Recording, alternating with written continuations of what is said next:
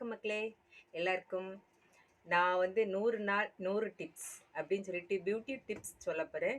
இன்னைக்கு முதல் நாள். ஆனால் நான் இன்னைக்கு அப்ளை பண்ண முடியாது. ஏன்னா எனக்கு கொஞ்சம் ஸ்கின்ல கொஞ்சம் ப்ராப்ளம். ஒரு உடம்பு சரியில்லாதனால இன்னைக்கு அப்ளை பண்ணலை. ஆனால் உங்களுக்கு செஞ்சு மட்டும் காமிக்கிறேன். உங்களுக்கு இது பிடிச்சிருந்தா நீங்கள் எனக்கு சப்போர்ட் பண்ணுங்கள். 100 நாள் 100 டிப்ஸ். ஓகே, இதோட ஹெட்டிங். இதுக்கு தேவையானது வந்து பளபளக்கும் முகத்துக்கு ஆலோவேரா, அப்புறம் கொஞ்சம் பால், பச்சை பால், அப்புறம் ஒரு 2 டாப்ஸ் லெமன். இதுக்கு கார்ன்ஃப்ளவர் மாவு பாருங்க, எல்லா கடையிலையும் கிடைக்கும். கார்ன்ஃப்ளவர் மாவுன்னு கேட்டிங்கன்னா கிடைக்கும்.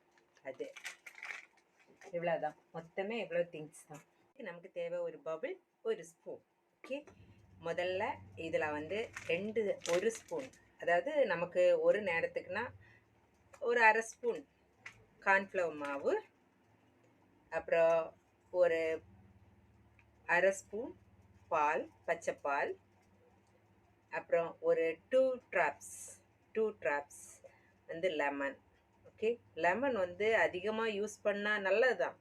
ஆனால் சிட்ரிக் ஆசிட்னு சொல்லுவாங்க. அதை விட நமக்கு கொஞ்சமாக யூஸ் பண்ணால் தான் நல்லது நம்ம முகத்துக்கு.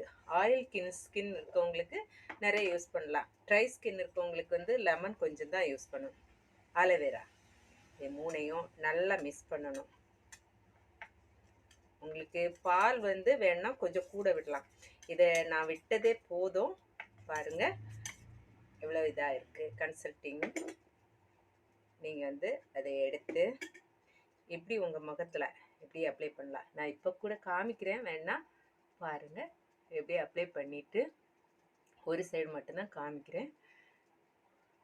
நீங்கள் எங்கேயாவது வெளியே போயிட்டு வந்ததும் இந்த ஃபேஸ் மாஸ்க் போட்டிங்கன்னா சூப்பராக இருக்கும் எஃபெக்ட்டு. நான் இதை வந்து ஒரு 10 நிமிஷம் விட்டுட்டு நான் தொடச்சிட்டு உங்களுக்கு காமிக்கிறேன். ஓகே, 10 நிமிஷம் ஆயிட்டு. ஆனால் எந்த ஃபேஸ் மாஸ்க் போட்டாலும் ட்ரை ஆகுதோட நம்ம ஃபேஸில் வச்சுருக்கக்கூடாது. உடனே அது தொடச்சிடணும். நான் தண்ணி டவலில் முக்கி வச்சுருந்தேன். பாருங்கள், டிஃப்ரெண்ட் பார்த்தாலே தெரியும்.